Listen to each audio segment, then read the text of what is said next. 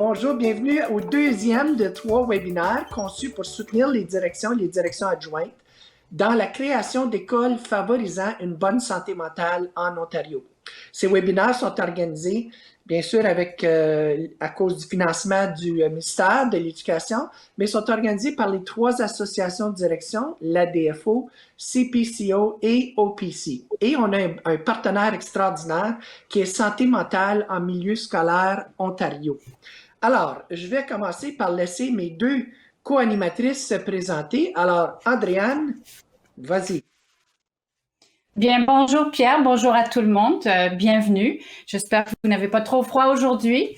Ça me fait plaisir de participer à cette série de webinaires dont aujourd'hui c'est la 2e. Je m'appelle Andréane Fleck, je suis avec Santé mentale en milieu scolaire Ontario et j'œuvre à titre de coach pour la mise en œuvre avec les conseils scolaires de l'Ontario. Alors, bon matin à tous. Comme Andréane, moi aussi, je travaille présentement au sein de Santé Milieu scolaire Ontario en tant que coach. Comme vous, j'ai été à la direction d'école, j'ai aussi été à la surintendance. Donc, je vous remercie beaucoup d'être ici et je vous félicite d'être ici aujourd'hui. On a bien hâte de cheminer tout ça avec vous et je redonne la parole à Pierre. Merci beaucoup, mesdames. Alors, moi, c'est Pierre Campeau, je suis responsable des services d'apprentissage à la DFO. J'ai œuvré pour 25 ans à peu près et quelques années de plus. Là, depuis que je suis à la retraite, je fais des remplacements dans les écoles, surtout dans l'Est ontarien. J'ai œuvré comme directeur, surtout dans les 2 paliers, élémentaire et secondaire, mais partout à Ottawa, puis dans l'Est ontarien, puis Cornwall. Je mentionne toujours Cornwall, ma ville d'attache. Je suis très fier de ma ville. Alors, merci d'être ici. Merci, madame, pour votre présentation. Alors, comme j'ai dit tantôt, ce 2e webinaire se veut, encore une fois, interactif. On a besoin de votre participation pour que le webinaire soit plus riche.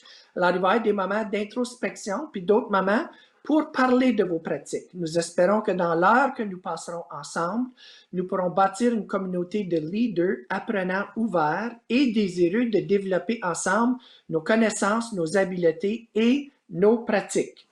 Alors, les outils et les ressources qui vous seront présentés dans le webinaire aujourd'hui, qu'ils soient matériels ou virtuels, ils sont pertinents pour toutes les écoles. Alors, on commence par faire la reconnaissance du territoire. Alors, je voudrais reconnaître la présence de longue date de peuples autochtones sur le territoire où nous nous trouvons aujourd'hui, où nous travaillons depuis les 4 coins de l'Ontario. Je remercie les gardiens passés, présents et futurs de ce territoire et je suis reconnaissant de pouvoir travailler et apprendre sur ce territoire dans un esprit de partage. Alors, moi, j'aime beaucoup être dehors, je l'ai dit la dernière fois. Alors aujourd'hui, après le webinaire, il fait pas trop froid aujourd'hui, on s'en va patiner dans une forêt. Alors c'est la première fois que je vais faire ça. Dans l'Est ontarien, il y a une place là où tu peux aller, puis tu sirotes, ils ont fait comme une patinoire à même la forêt. Alors je vais profiter de ce moment-là pour remercier le créateur de nous donner des si belles espaces. Où on peut aller comme ça. Et puis aussi pour remercier le créateur d'avoir une bonne santé qui nous permet de faire des activités justement dans la nature. Alors, j'invite Simone et Andréane de vous dire qu'est-ce qui les unit au territoire. Et je vous invite, les gens qui participent pendant qu'ils font ça, d'écrire dans le clavardage ce qui vous unit, vous, au territoire où vous vous trouvez. Si je regarde dans le clavardage, le patin est populaire cet hiver et puis la raquette. Donc, on essaie tous de prendre un peu de temps à l'extérieur. Moi, je vous partage une petite anecdote personnelle que le nom de ma rue, j'ai appris récemment, le nom où je demeure, que je prononçais à la anglaise, se prononce Taywin. C'est un nom autochtone qui signifie foyer, maison. Alors, avec tout ce qu'on discute d'équité dernièrement, ça a été vraiment un réveil de ma part à ne pas toujours présumer des choses. Et j'apprécie vraiment, vraiment qu'il y ait une signification de foyer. Ça donne toute autre chose à la maison, je trouve. C'est tout un autre lieu de rencontre, qu'on a bien hâte que la famille puisse se rassembler. Mais pour le moment, on est avec vous ce matin et on est très, très contents. Alors, je vous invite, c'est moi qui va monitorer le clavardage. Gardez-moi occupé, ajoutez des choses, s'il vous plaît. Très bien, merci beaucoup, Simone. Puis merci de participer déjà. Alors, avant d'entamer le reste de la présentation, j'aimerais vous inviter à faire une petite prise de conscience sur votre santé mentale. Alors, on vous invite à regarder les images des moutons. Et il y en a qui vous interpellent plus que d'autres. Et on vous invite aussi de déterminer de 1 à 9 quel est votre état d'esprit actuellement en arrivant dans cette présentation. Alors, il y en a qui l'ont mis dans le clavardage. On a des 9, notre petit mouton qui saute. On a des 8. Je suis pas certaine ce qui est fait en numéro 8, mais le 8, le 9, le 6, qui est notre mouton avec des fleurs. J'adore, on a hâte au printemps. Et puis le 2 qui est le mouton avec de beaux yeux calmes ce matin. Si la présentation ce matin vous donne l'opportunité d'être un peu calme et juste présent avec vous-même, c'est excellent. Donc, on a le 5 aussi, celui qui voudrait bien un peu de repos, je pense. Excellent. Alors, Andréane, explique-nous pourquoi c'est important de faire une prise de conscience comme ça. Ben, la conscience de soi, vraiment, c'est une habileté socio-émotionnelle cruciale.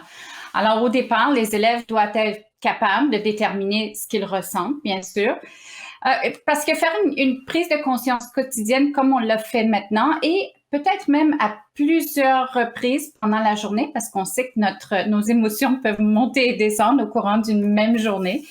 Mais le fait de faire cette prise de conscience nous aide à reconnaître nos émotions et même à jauger leur intensité. Après tout, il est plutôt difficile de gérer nos émotions si on en ignore l'existence. C'est pour ça que dès un petit âge, on essaye d'enseigner aux élèves à reconnaître leurs émotions et même à les nommer. Alors, la prise de conscience normalise aussi les émotions. Lorsqu'on le fait avec les élèves, on les aide à comprendre que toutes les émotions sont valides et que la façon dont on les gère fait toute la différence. Donc, reconnaître la gestion des émotions sont des composantes de l'apprentissage socio-émotionnel qui aident les élèves à prendre leur pouls émotionnel. Alors, on vous encourage à encourager votre personnel aussi à faire des prises de conscience régulières avec les élèves pour montrer l'importance des émotions de chacun. Cette tâche quotidienne, toute simple, montre aux élèves qu'on se soucie d'eux et qu'ils sont importants, qu'on est à l'écoute et qu'on est là pour répondre à leurs besoins.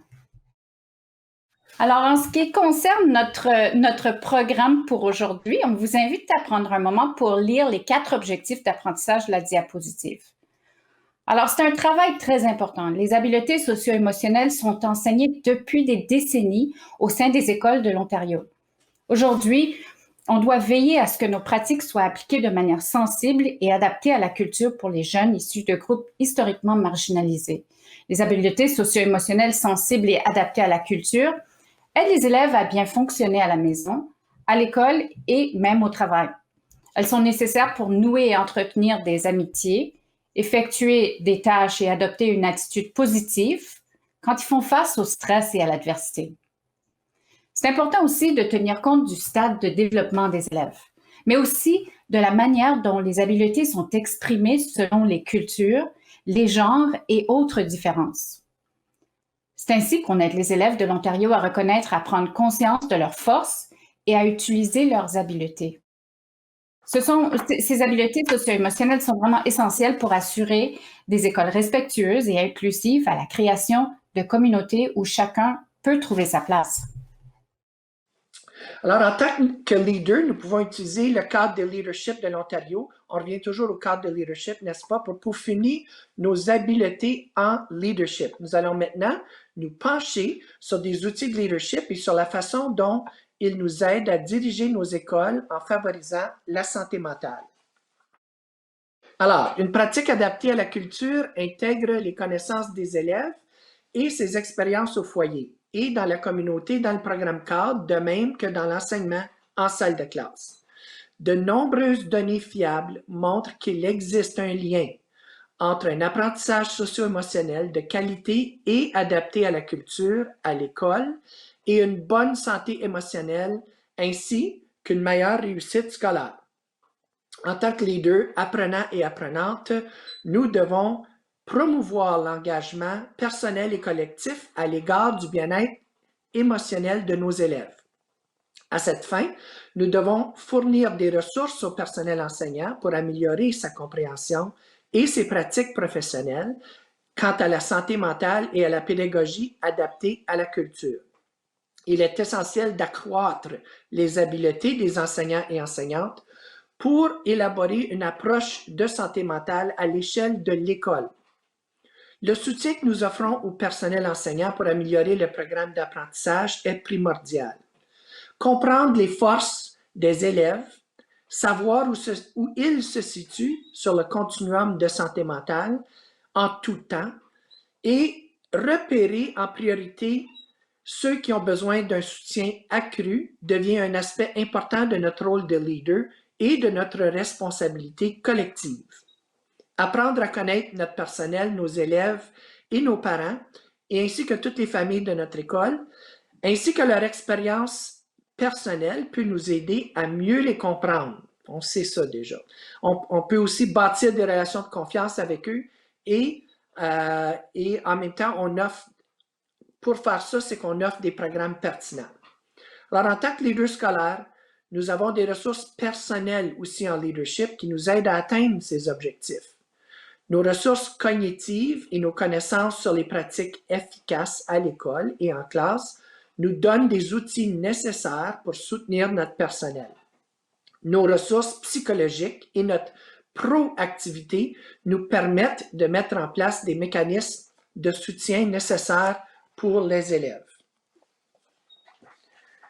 Alors, on commence avec une petite vidéo tirée du guide Apprentissage socio-émotionnel en action. Alors, c'est une ressource que vous pourriez ensuite présenter à votre personnel. Alors, pendant la vidéo, vous avez vu le cellulaire, texter un ou une camarade, ou vous pouvez écrire dans le clavardage des idées qui vous parlent vraiment en visionnant la vidéo. La santé mentale positive et le bien-être sont importants pour renforcer la résilience des élèves et les aider à s'épanouir. Santé mentale en milieu scolaire Ontario aide les conseils scolaires à soutenir les élèves. Le fait de mettre l'accent sur la santé mentale positive et le bien-être dans des milieux scolaires sécuritaires et inclusifs aide tous les élèves à s'épanouir. Mise en œuvre d'une manière adaptée à la culture, cela peut prévenir les problèmes de santé mentale futurs. Que faut-il pour obtenir des résultats positifs et durables pour les élèves? Il y a 3 composantes clés. Un milieu scolaire qui favorise la santé mentale et qui est sensible aux différences culturelles, des programmes fondés sur des données probantes et un soutien à la formation et à la mise en œuvre. Un outil très puissant fondé sur des données probantes est l'apprentissage socio-émotionnel, appelé parfois l'ASE. L'ASE est le processus d'apprentissage et d'acquisition de compétences qui permet de reconnaître et de gérer les émotions, faire face au stress, renforcer l'identité, résoudre les problèmes, consolider les relations positives et réfléchir de façon critique. La recherche montre que lorsque les écoles offrent l'apprentissage socio-émotionnel de qualité aux élèves, les résultats sont remarquables. De plus, la participation à l'apprentissage socio-émotionnel entraîne une hausse du rendement scolaire. L'ASE a également un effet cumulé. Lorsque tous les élèves d'une classe apprennent et exercent ces habiletés, leur sentiment d'appartenance à l'école et à la communauté s'améliore. Chacun développe son entre-gens et fait preuve de respect envers la diversité de pensée, de culture, de langue, de foi, d'identité et d'expression. La réflexion du personnel scolaire quant au milieu d'apprentissage et la possibilité pour les élèves et les familles d'y contribuer sont des éléments essentiels de l'enseignement adapté à la culture. Il existe de nombreuses approches pour appliquer l'ASE à l'école. L'organisme américain CASEL, Collaboration pour l'apprentissage académique et socio-émotionnel, a élaboré une ressource bien connue. Nous l'avons adaptée pour faciliter sa mise en œuvre dans les écoles de l'Ontario. Pensez à la manière d'intégrer ces 6 catégories d'habiletés socio-émotionnelles dans la pratique quotidienne. Numéro 1. La conscience de soi et le sentiment d'identité. 2. La reconnaissance et la gestion des émotions. 3. La gestion du stress et l'adaptation. 4. La motivation positive et la persévérance. 5. Les aptitudes relationnelles. 6. Les aptitudes à la pensée critique et créative ou les fonctions exécutives. Lorsque les enseignants bienveillants présentent et modélisent ces compétences tout au long de la journée, les élèves sont mieux outillés pour gérer leurs difficultés. Alors, comment pouvez-vous présenter l'ASC? Tout comme d'autres approches qui permettent d'acquérir des compétences, utiliser un ordre systématique, favoriser l'apprentissage usuel et réfléchi et nommer et renforcer les compétences de façon explicite. Veillez à offrir des occasions continues d'apprentissage et de réflexion, tout en favorisant un climat antiraciste et anti-oppression. Lorsque vous décidez d'introduire l'ASC, pensez au stade de développement de vos élèves et à la façon dont les compétences se manifestent selon la culture, le genre et d'autres différences représentées dans l'école. Cela aidera les élèves à se voir dans le cadre des activités d'ASC. Les familles peuvent choisir de renforcer ces compétences à la maison. Les élèves peuvent également avoir des idées sur l'intégration des compétences d'apprentissage socio-émotionnel dans la culture de l'école afin de favoriser l'inclusion. Une approche à l'échelle de l'école garantit que la direction de l'école est pleinement impliquée dans l'adoption et l'application de l'ASC. Le personnel participe à un apprentissage professionnel de qualité et modélise l'ASC dans sa pratique pédagogique. L'information recueillie sur les progrès de l'ASC éclaire la planification et la pratique. L'ASC est intégrée à la culture et aux activités d'apprentissage de l'école. Et tous les partenaires travaillent ensemble pour créer des milieux d'apprentissage accueillants et respectueux. Ensemble, vous pouvez montrer un engagement envers la santé mentale et le bien-être, l'équité, la sécurité et l'inclusion. C'est ce qui se produit quand l'ASC fait partie de la vie scolaire. Cette approche efficace peut aider tous les élèves à réussir, à relever les défis de la vie et à saisir les possibilités qu'elle offre. Pour en savoir plus sur l'ASC et la promotion de la santé mentale, visitez le site Internet de Santé mentale en milieu scolaire Ontario. Alors, prenez un moment pour réfléchir au contenu de la vidéo. Comment pouvez-vous enseigner explicitement les habiletés socio-émotionnelles dans votre école ou dans les classes de votre école? Faites-nous en part dans le clavardage de vos idées.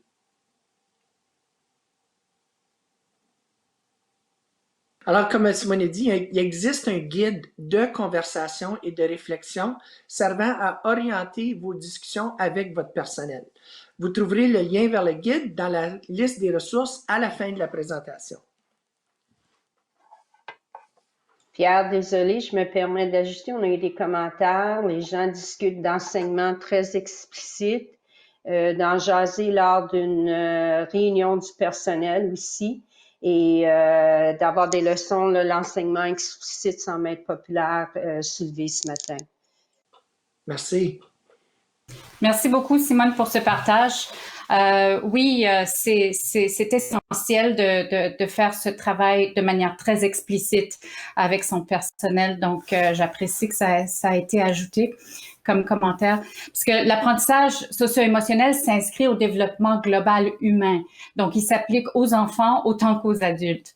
Alors, c'est un processus qui favorise l'apprentissage des aptitudes à la vie quotidienne, y compris la gestion des émotions, le développement des relations saines et la prise de décisions judicieuses. L'apprentissage socio-émotionnel sensible et adapté à la culture aide les élèves à acquérir les habiletés intrapersonnelles et interpersonnelles dont ils ont besoin pour être épanouis au courant de la vie. Tout au long de leur apprentissage socio-émotionnel systématique, depuis leurs premières années jusqu'à la fin de l'école secondaire, les élèves peuvent acquérir des connaissances et des habiletés dans les 6 regroupements figurant sur le diagramme que vous voyez à l'écran. Vous avez vu le survol de ces 6 regroupements aussi dans la capsule vidéo. Alors, vous voyez la conscience de soi, sentiment d'identité personnelle, gestion du stress et adaptation, motivation positive et persévérance, relations saines, pensée critique et créative, et gestion des émotions. On voit que ce sont des regroupements qui ne sont pas uniques, mais travaillent de manière interliée les unes avec les autres. Et donc, il faut tenir compte aussi que l'apprentissage socio-émotionnel n'est efficace que si c'est introduit ou présenté dans des classes et des climats d'école qui sont déjà sécurisants, accueillants et inclusifs. Alors, l'apprentissage socio-émotionnel qui est sensible et adapté à la culture démontre non seulement une prise de conscience, mais surtout le respect des identités sociales et culturelles de tous les élèves. On comprend que, bien sûr, le racisme, l'oppression et la disparité existent et que ces expériences, surtout les expériences des élèves, l'apprentissage socio-émotionnel est perçu. Chacun des 6 regroupements comporte des sous-groupes et des activités associées par niveau scolaire pouvant être entreprises en classe. Il existe une ressource pour l'élémentaire et une ressource pour le secondaire mise à la disposition du personnel. À la fin du webinaire, vous trouverez une liste contenant tous les liens vers les ressources dont on discutera aujourd'hui et dont on vous partagera. Alors, en tant que membre de la direction et du personnel scolaire, vous êtes tout d'abord une apprenante ou un apprenant. Alors, un moment pour lire la diapo et penser à des stratégies pour développer, explorer, engager et aiguiller les élèves et les familles de votre communauté scolaire. Bien qu'il soit prouvé que l'apprentissage socio-émotionnel présente des avantages très évidents lorsqu'il est introduit tôt dans le développement de l'enfant, cet apprentissage ne s'arrête pas là, bien sûr. On développe en effet nos habiletés socio-émotionnelles tout au long de la vie. Je pense que je suis encore en train de les développer au fur et à mesure que je grandis, moi. Et donc, on est à la fois des apprenantes et des apprenants et aussi des guides, parce que notre exemple aussi va affecter la façon dont les élèves ou nos enfants nous voient les mettre en œuvre et les améliorer, bien sûr. Alors, l'apprentissage socio-émotionnel peut nous aider à démanteler des structures oppressives et à créer un système scolaire et une société plus équitable. On n'oublie jamais que vous devez faire preuve d'indulgence envers vous-même et votre personnel à mesure que vous acquérez les connaissances et les habiletés. Faites aussi preuve d'humilité et de curiosité en vous rappelant d'examiner vos préjugés en cours de route. Cherchez des occasions d'apprendre et de tirer parti des points forts des élèves et des familles, des pairs et d'autres professionnels de votre système, notamment l'équipe chargée de l'équité et les membres de votre équipe de leadership en santé mentale. Alors, voici quelques facteurs à garder à l'esprit pour mettre en œuvre un apprentissage socio-émotionnel efficace, solidaire, antiraciste et anti-oppressif en tant que leader scolaire. Alors, commencez par comprendre qu'il existe des nuances au sein des groupes culturels et entre ceux-ci. Alors, réfléchissez bien aux élèves qui sont dans vos écoles. La même affirmation ou une idée ne s'applique pas à tout le monde. Alors, on veut créer des possibilités d'expression culturelle et d'expression des modes de connaissance. Si on ne sait pas, il faut demander. Alors, assurez-vous aussi que vos exemples soient inclusifs. Par exemple, évitez d'adopter une position hétéronormative. Par exemple, on fait référence aux familles comme constituées d'une mère et d'un père. Alors là, on sait qu'on est déjà en train d'exclure certains élèves. Il faut réfléchir à la façon dont on présente ces éléments. Veillez aussi à ne pas rejeter la faute sur l'élève ou à ne pas leur imposer la responsabilité de naviguer dans des espaces oppressifs, racistes et discriminatoires. Donc, cette reconnaissance est extrêmement importante. Par exemple, des recherches montrent que des pensées positives peuvent influencer nos émotions et nos comportements de manière utile et peuvent aider à recadrer les événements négatifs. Bien qu'il soit utile de s'informer sur la pensée positive et le recadrage, il ne s'agit pas de solutions aux pratiques oppressives qui devraient être présentées aux élèves de cette manière. Alors, veillez à fournir aux élèves le soutien et les outils nécessaires pour lutter contre l'oppression et les accompagner pour faire ceci de manière constructive. Adoptez aussi une approche basée sur les points forts et le co-apprentissage. L'apprentissage socio-émotionnel ne consiste pas à dire aux élèves comment se débrouiller et se comporter. Il s'agit d'un processus de co-apprentissage où les idées et les points forts des élèves sont mis à l'honneur et où de nouvelles idées sont explorées ensemble. J'ai vu ça avec mes enfants qui font des cours en ligne ou qui ont dû faire des cours en ligne où ce genre de co-apprentissage se passe de manière quotidienne. Alors, on va prendre 1 minute pour réfléchir à ces 4 facteurs et je vous invite à ajouter dans la boîte de clavardage vos commentaires ou vos réflexions suite à ce que vous voyez sur la diapo.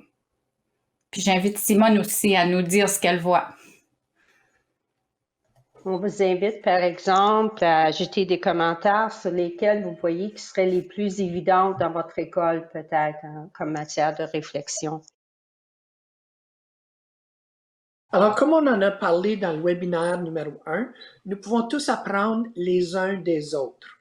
Les membres du personnel qui ont une pratique sensible et adaptée à la culture savent que les communautés noires et autochtones et les autres groupes marginalisés sont victimes d'un racisme systémique et des structures coloniales qui sévissent en éducation, en santé et dans d'autres secteurs de la société. Nous pouvons favoriser la santé mentale et le bien-être en nous basant sur les renseignements culturels et en prenant soin de nous-mêmes et des autres de façon holistique. Gardez cela en tête quand vous accueillez des personnes de communautés diverses. Alors, les études sur l'influence de l'apprentissage socio-émotionnel sont vraiment convaincantes. Les recherches internationales menées sur une vingtaine d'années démontrent l'efficacité d'une éducation qui mise sur l'apprentissage socio-émotionnel. Les résultats proviennent de multiples sources et domaines, notamment la réussite scolaire, la neuroscience, la santé, l'emploi, la psychologie, la gestion de classe, la théorie de l'apprentissage, l'économie et la prévention des comportements problématiques chez les jeunes. Les avantages de l'apprentissage émotionnel sont tirés du Collaborative for Academic, Social and Emotional Learning, qui est, dans le fond, l'apprentissage socio-émotionnel. Des études ont montré que le personnel dans nos écoles est extrêmement bien placé pour enseigner les habiletés socio-émotionnelles en raison du lien qui existe entre eux et les élèves. En fait, l'enseignement de ces habiletés est plus efficace lorsqu'il est assuré par le personnel scolaire que par un ou une spécialiste de la santé mentale. Le renforcement naturel de ces habiletés dans le cadre de l'enseignement quotidien y est pour quelque chose. Pensez à vos nombreux collègues qui choisissent d'articuler leur enseignement autour de la justice sociale. L'exploration de sujets touchant la justice sociale est une stratégie que tout le personnel enseignant peut utiliser pour favoriser l'acquisition d'habiletés socio-émotionnelles essentielles. Examinons maintenant 6 regroupements de l'apprentissage socio-émotionnel en Ontario. Alors, on les revoit encore une fois ici, les 6 regroupements. Puis, en tant que leader scolaire, il se peut que vous ayez parfois de la difficulté à déterminer le meilleur programme à utiliser selon les besoins et les ressources de votre école. On sait qu'il y a énormément de produits sur le marché, des gens qui veulent vous vendre des produits, des programmes, etc. Mais en Ontario, on utilise une approche qui est fondée sur des éléments communs pour optimiser les avantages de l'apprentissage socio-émotionnel. C'est-à-dire, plutôt que de miser sur 1 ou 2 programmes, on souligne les éléments clés ou on peut les appeler aussi des ingrédients actifs qu'on retrouve dans la majorité des approches d'apprentissage socio-émotionnel. Ceci représente une solution bien plus pratique et durable. Puis, elle peut aussi être adaptée selon les élèves de vos écoles. Parce qu'encore une fois, on veut s'assurer d'avoir une approche qui est sensible et adaptée à la culture et au développement des élèves. Alors, vous voyez encore les 6 regroupements qui sont représentés sur la diapositive. D'ici la fin de la session, vous allez les connaître par cœur, j'en suis certaine. Mais la majeure partie du travail que vous réaliserez pour instaurer l'apprentissage socio-émotionnel dans votre école va contribuer à établir un apprentissage socio-émotionnel solide pour favoriser la réussite de tous vos élèves. Alors, un n'est pas unique de l'autre, ils sont interliés. C'est très, très, très important de retenir cet élément. Le travail comprend ce qui suit. Alors, on peut allouer du temps pour offrir un enseignement des habiletés socio-émotionnelles de qualité et fondé sur des données probantes. On offre un enseignement de qualité intégrant les pratiques et les principes de l'apprentissage socio-émotionnel. On instaure un climat d'apprentissage bienveillant dans l'école et les salles de classe. Ce sont des choses que vous faites déjà très, très bien. Et on donne des occasions de créer des liens positifs entre les élèves, leurs pairs et avec des adultes. Alors, pendant que vous examinez encore les 6 regroupements, je vous invite à noter vos réponses aux 2 questions de la diapositive. Vous pouvez le faire de façon personnelle, une réflexion personnelle, mais quelle catégorie ou quel regroupement pourriez-vous facilement instaurer de façon intentionnelle, systémique avec votre personnel? Alors, en regardant les 6 regroupements.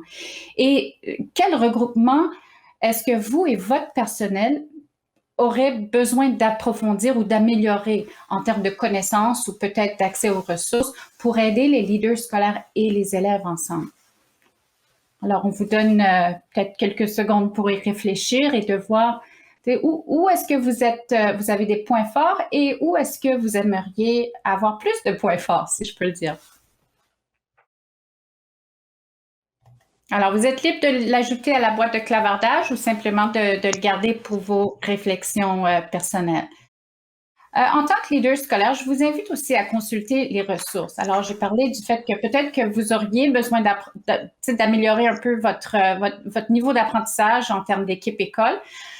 Puis, on vous invite à reconnaître qu'il y a pas mal de ressources qui ont été développées par Santé mentale en milieu scolaire Ontario, en partenariat avec la DFO, aussi avec les associations des enseignants, etc., etc. Et c'est vraiment des ressources qui sont là pour vous aider à exécuter vos... Alors, SMSO fournit de nombreuses ressources qui peuvent faciliter le travail de tout le personnel scolaire, que ce soit à titre d'enseignant ou direction. Et j'aimerais vous présenter 5 des ressources qui peuvent appuyer l'apprentissage socio-émotionnel, surtout à l'échelle de l'école. Alors, le premier, c'est le guide d'apprentissage socio-émotionnel en action. Et celui-ci est assez récent et il aide les directions adjointes et les équipes de leadership à s'engager dans des discussions à l'échelle de l'école sur l'apprentissage socio-émotionnel. Il fournit un outil de réflexion, un peu comme l'outil de réflexion qu'on a vu au dernier webinaire, s'il y en a qui ont participé, mais qui vise vraiment l'apprentissage socio-émotionnel. Alors, celui-ci peut vous aider à entamer ce travail avec votre communauté scolaire. Vous trouverez à la fin du guide 7 idées pour une mise en œuvre à l'échelle de toute l'école. Alors, vous avez aussi, comme deuxième ressource très importante, c'est la santé mentale au quotidien. Alors, une ressource pour la salle de classe qui propose des stratégies utilisées dans des programmes d'apprentissage socio-émotionnel fondés sur les données probantes. Alors, comme je l'ai mentionné tout à l'heure, on parle des ingrédients actifs, des éléments communs. Et on a créé des cartes de pratique que vous pouvez mettre en œuvre avec votre personnel, avec les élèves, de façon quotidienne. Alors, il s'agit d'une ressource gratuite pour les écoles de l'Ontario. Les pratiques qui sont présentées dans un format assez court, comme j'ai dit, des cartes, qui démontrent comment s'y prendre et aussi quelles sont les recherches pour démontrer pourquoi ça peut avoir un impact positif. Alors, on veut s'assurer aussi que ces éléments ils soient fondés par des recherches. Alors, actuellement, il existe une ressource pour l'élémentaire et une pour le secondaire qui est une ressource sur foi et bien-être. Alors, on pourra encore une fois vous partager ces ressources par après. Vous allez voir qu'ici, on a aussi une petite vidéo, mais on vous propose 8 courtes vidéos publiées dans le cadre du projet d'apprentissage socio-émotionnel des élèves qui aideront les apprenants et apprenantes à mieux comprendre les habiletés socio-émotionnelles et leur utilité dans la vie de tous les jours. Nous avons aussi récemment collaboré étroitement avec OFIA pour justement créer des capsules vidéo en partenariat avec des enseignants et les leads en santé mentale pour aider le personnel à comprendre ce que c'est. Alors, on va regarder la vidéo d'1 minute sur la motivation positive et la persévérance.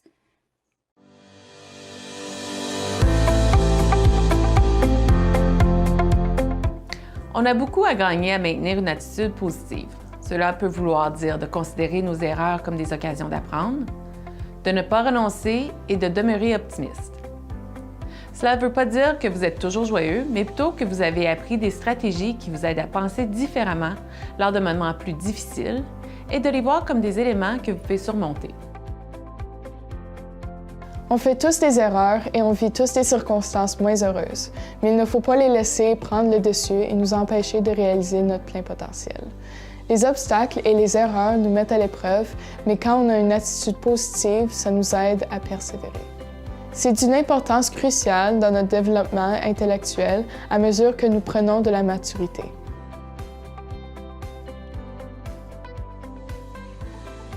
Les choses ne vont pas toujours comme prévu.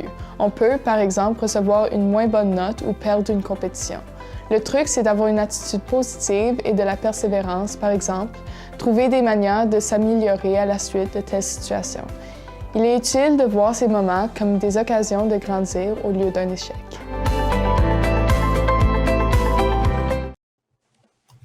Merci. Alors, je vous invite à aller voir les autres capsules vidéo, justement, qui parlent de tous ces regroupements d'apprentissage socio-émotionnel.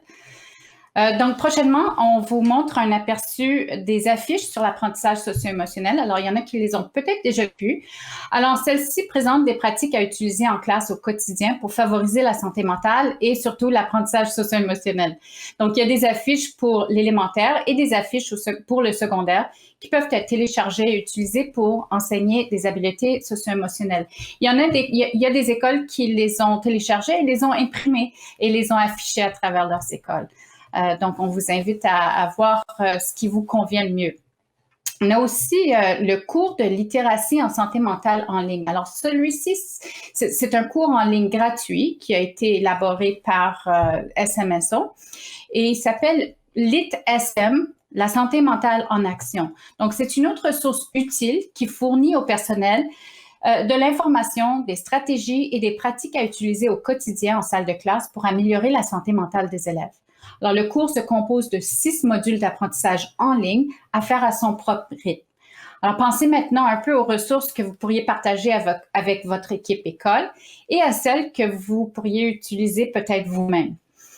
On va examiner la première ressource. Alors, Pierre va vous présenter de manière plus approfondie l'apprentissage socio-émotionnel en action, donc le guide de conversation et de réflexion pour les directions et directions adjointes des écoles. Merci, Andréane. Alors, en tant que leader scolaire, vous savez que le suivi est un important processus continu. Il part de vous et se perpétue dans les pratiques de votre communauté scolaire.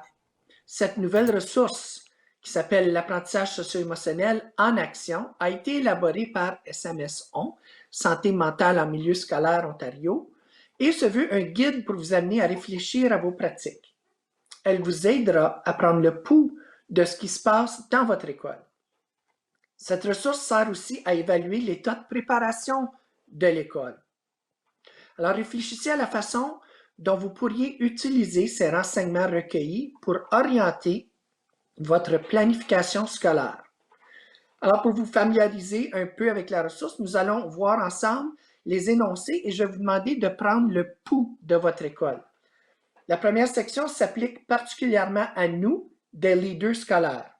Commençons. Alors, regardez les énoncés, puis répondez individuellement, pas dans le clavardage, là, vous faites ça, là, comme je vous ai dit tantôt, je vous ai demandé d'avoir un papier. Alors, répondez individuellement, pas du tout, en partie, la plupart du temps, ou complètement. Alors, dans la salle de classe, les membres du personnel enseignant veillent à 1. Créer ensemble un espace confortable pour partager ses sentiments et ses opinions. 2. À ce que le matériel et les ressources de la salle de classe reflètent et renforcent les compétences et les pratiques en matière d'apprentissage socio-émotionnel. 3. Intègre les pratiques de l'apprentissage socio-émotionnel dans les routines quotidiennes de la classe, de manière appropriée au développement de l'enfant. 4. est-ce que vos membres du personnel enseignant veillent à intégrer les pratiques de l'apprentissage socio-émotionnel dans les routines quotidiennes de la classe de manière appropriée à la culture? Est-ce que les membres du personnel 5 connaissent leurs apprenants et veillent à ce que les objectifs et les ressources d'apprentissage reflètent les différentes identités des élèves?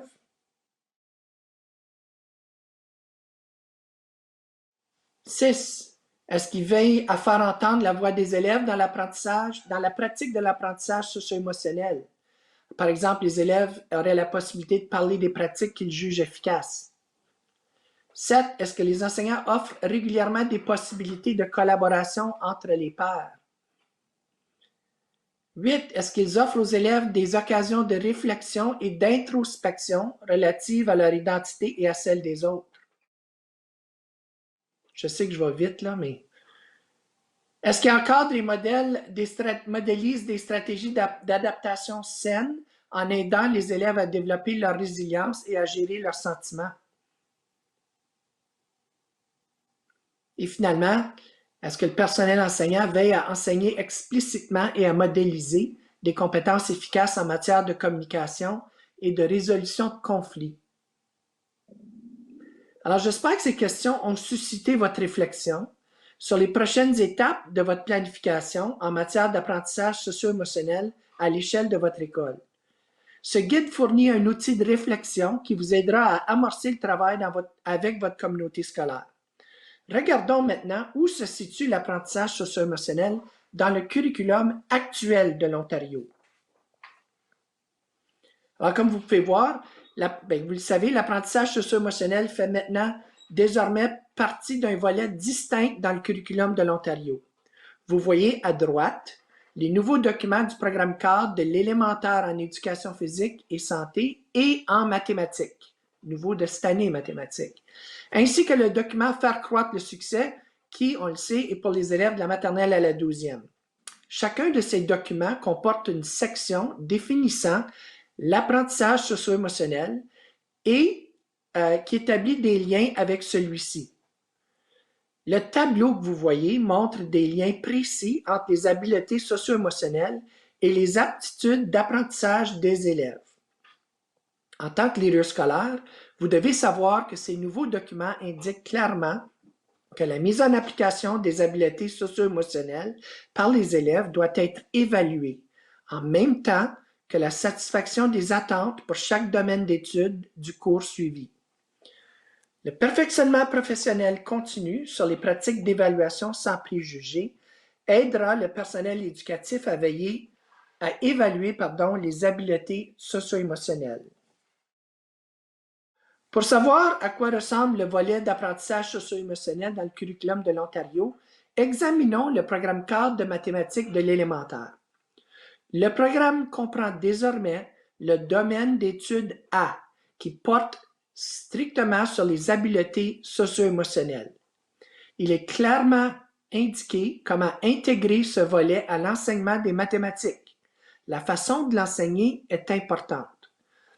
Prenons par exemple l'enseignement de la résolution de problèmes, qui peut s'appuyer sur la création de liens et la communication efficace. Lorsque les élèves règlent des problèmes, elles ou ils doivent être capables d'exprimer clairement leur raisonnement aux autres. Le raisonnement et la preuve demandent de la motivation positive et de la persévérance. Trouver des réponses prend du temps et faire des erreurs incite à la persévérance. Une approche axée sur la croissance est nécessaire. La réflexion demande une pensée critique et créative. Elle aide aussi les élèves à développer leur conscience de soi. En 2005, ceux qui étaient là, les habiletés socio-émotionnelles n'étaient pas enseignées, alors que depuis 2020, elles sont évaluées à chaque niveau. Alors, c'est le temps de texter un ou une camarade ou d'écrire dans le clavardage vos idées sur la manière dont vous, en tant que leader scolaire, pourriez promouvoir l'intégration d'aptitudes d'apprentissage dans les bulletins scolaires. Monique, je t'invite à nous partager s'il y a des choses dans la boîte de clavardage.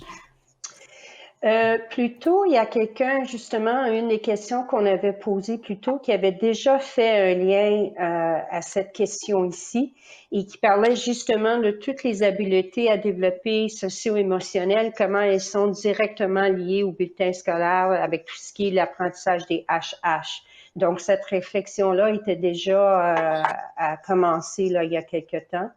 Et puis, je vois qu'on ajoute aussi, comme on le ferait pour les HH, pardon, on enseigne de façon très explicite ces choses-là. Donc, ça, c'est une thématique qui revient beaucoup, c'est d'être très explicite dans ce travail. Super, merci. Merci du partage. En effet, alors, ce sont des concepts, bien sûr, que vous connaissez déjà, que vous mettez déjà en pratique. Alors, nous vous présentons aussi la façon d'intégrer l'apprentissage socio-émotionnel qui est importante, qui devrait se fonder peut-être sur la méthode SUR que vous voyez ici à l'écran. Alors, c'est aussi une méthode qui privilégie l'explicité, l'approche systémique et qui s'appuie sur l'enseignement et bien sûr les autres matières. Alors, les habiletés socio-émotionnelles n'y font pas exception. Les recherches nous indiquent que l'apprentissage est optimal dans le cadre d'un enseignement prodigué étape par étape de façon structurée au fil du temps et à travers les années. Alors, les techniques d'apprentissage interactif, jumelées à des objectifs et à des critères de réussite clairement définis, favorisent la réussite des élèves. Idéalement, les écoles doivent utiliser l'approche SUR pour favoriser le développement socio-émotionnel de leurs élèves. Vous pouvez utiliser le modelage et l'accompagnement pour apprendre aux élèves à reconnaître comment ils se sentent ou comment une autre personne peut se sentir. C'est un enseignement qui peut être intégré à la routine et aux moyens de prise de conscience de tous les jours. Alors, on encourage l'emploi d'une compétence en résolution de problèmes et recourir au dialogue pour guider les élèves à chaque étape peut les aider à utiliser une compétence dans une nouvelle situation. Les élèves peuvent approfondir leur compréhension d'un événement actuel ou passé en l'analysant au moyen d'un ensemble de questions tirées d'un modèle de résolution de problèmes. Alors, à quoi ressemble une approche d'apprentissage socio-émotionnel à l'échelle de votre école ou à l'échelle d'une école en général? La première étape consiste à créer l'équipe qui sera responsable du bien-être ou de l'apprentissage socio-émotionnel de votre école.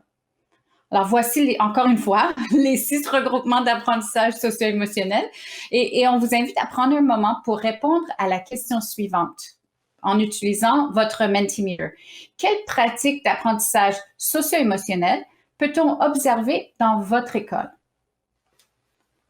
Alors, on va allumer bientôt les résultats et on va vous donner la chance d'écrire vos idées et puis de partager aussi avec Simone ce qui a été soulevé.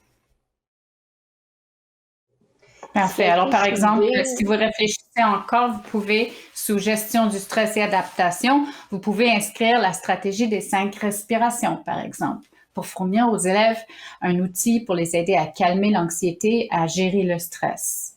C'est une stratégie qui est tirée de la ressource SMSON, la santé mentale au quotidien, dont le lien se trouve dans les ressources que vous allez recevoir à la fin. Je crois que ce qui est ajouté aussi dans le clavardage, si je peux me permettre, Andréane, c'est qu'on revient à l'idée d'explicite, mais explicite pas dans le sens que c'est fait une fois et c'est compris. C'est quelque chose sur lequel il faut revenir souvent et continuer de façon systémique.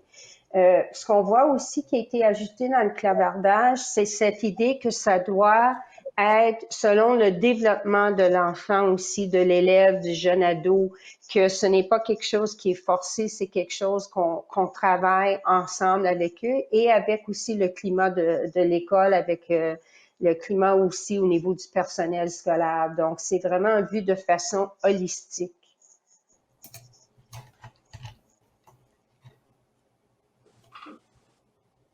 Il y a la cohérence cardiaque aussi, je vois là au Mentimeter. Intéressant, tout l'aspect physique de rattacher à la santé mentale, très important aussi. J'encourage les gens d'écrire dans le Mentimeter puis continuer parce que ce qu'on va faire, c'est qu'on va prendre cette diapo-là à la fin et on va vous l'envoyer pour... et c'est un exercice aussi que vous pourriez faire avec votre personnel, mais même si on continue de parler, là, continuez d'écrire vos idées. Désolée, Adrienne. Oui, alors pendant que vous continuez, je vais revenir un peu sur ce que nous avons déjà vu aujourd'hui pour doucement mais sûrement clôturer. Donc, les éléments clés qui permettent au personnel éducateur d'avoir une pratique sensible et culturellement adaptée. On a vu l'approche fondée sur des éléments communs que nous avons adoptés en Ontario pour optimiser les avantages de l'apprentissage socio-émotionnel. N'oubliez pas les ingrédients clés. Les ressources de SMSON sur l'apprentissage socio-émotionnel à l'échelle de toute l'école. Les liens entre le curriculum et l'apprentissage socio-émotionnel, en particulier ceux des nouveaux programmes cadres ou ceux qui ont été révisés de l'élémentaire en mathématiques et en éducation physique et santé. Et ensuite, comment enseigner les habiletés socio-émotionnelles au moyen de l'approche sûre. Donc, c'est une approche qui est séquentielle, utile et réfléchie et explicite. Alors, les ressources de SMSON fournissent aux leaders scolaires des outils nécessaires pour mieux comprendre les pratiques favorisant la santé mentale dans les écoles et peuvent les aider à accroître les habiletés du personnel et l'utilisation d'une compréhension et d'un langage commun entourant des pratiques d'apprentissage socio-émotionnel culturellement adaptées et bien sûr sensibles. Je vous invite à consulter ces ressources, bien sûr après le webinaire, et vous trouverez des liens sur la page de ressources qu'on vous partagera. Les directions et directions adjointes sont vraiment bien placées pour servir d'exemple, comme vous le faites déjà tous les jours, et en utilisant de manière uniforme dans les écoles et les salles de classe des pratiques d'apprentissage socio-émotionnel qui tiennent compte de l'identité, de la culture et des forces des élèves. La mise en pratique de vos propres habiletés socio-émotionnelles, c'est-à-dire la conscience de soi et l'habileté culturelle, peut renforcer vos liens avec les élèves, le personnel, les parents et les familles et favorise l'acquisition d'une image positive de soi et ce sentiment d'appartenance bien serré à l'école, à la classe et à la communauté scolaire. Alors, quelles sont les prochaines étapes? Il est important de prendre le temps de faire le suivi des initiatives qui sont entreprises à votre école. Il faut mener un suivi de qualité et ça fait partie des responsabilités d'un ou d'une leader. Il s'agit de se responsabiliser face aux objectifs établis. Pour faire le suivi, il faut recommencer par regarder les résultats. Autrement dit, analyser les résultats de nos actions. Il faut ensuite examiner les implications, c'est-à-dire interpréter les résultats et saisir leur portée. Il s'agit de regarder précisément ce que signifient les résultats. Ensuite, la suite des choses consiste à déterminer des actions qui s'imposent et des prochaines étapes. Concrètement, c'est le dialogue qui s'ensuit pour décider quelles seront vos prochaines étapes. Je vous demanderai maintenant de répondre à la question de suivi à faire pour votre école. Pensez aux pratiques d'apprentissage socio-émotionnel utilisées dans votre école et déterminez les regroupements qui nécessitent peut-être un suivi plus serré. Prenez maintenant une petite minute pour écrire vos idées dans le clavardage. Pendant que vous faites ça, je vous remercie d'avoir participé au webinaire. Vous pouvez utiliser l'information et les ressources qui vous ont été transmises aujourd'hui pour favoriser une bonne santé mentale à votre école. J'espère que vous continuerez d'utiliser la section pour les directions d'école dans l'outil de réflexion pour amorcer votre planification des prochaines étapes. J'aimerais aussi vous rappeler qu'il y a une page de ressources qui va vous être envoyée, puis c'est dans la présentation, c'est la dernière diapo. Veuillez la consulter et la mettre dans vos favoris parce que tous les liens de toutes les ressources qu'on vous a partagées vont être là. Alors, vous pourriez aussi partager ces ressources-là avec votre équipe école. Puis, je vous remercie de faire de l'apprentissage socio-émotionnel une priorité dans votre école. Alors, merci beaucoup à tous et à toutes pour votre participation au webinaire aujourd'hui. Alors, vous voyez là les outils ou les ressources qu'on produit avec ce projet-là. Il va y avoir 3 webinaires, c'est le 2e aujourd'hui. Il va y avoir 2 balados qu'on est en train d'enregistrer. Alors, on vous fera part du lien pour ces balados-là une fois qu'ils seront complétés. Puis, il va aussi avoir une vidéo d'animation pour favoriser la santé mentale de vos élèves dans vos écoles. Merci Pierre. Je tiens juste à souligner les deux ressources très, très pertinentes pour vous et pour tout le personnel enseignant. Donc, c'est encore une fois LIT-SM, la santé mentale en action. Vous avez aussi une deuxième version qui est LIT-SM, la santé mentale en action à l'intention des directions et des directions adjointes des élèves. Donc, c'est vraiment pour démontrer qu'il y a une différenciation par rapport au rôle et comment est-ce qu'on appuie le personnel dans la mise en place de favoriser des climats qui favorisent la santé mentale.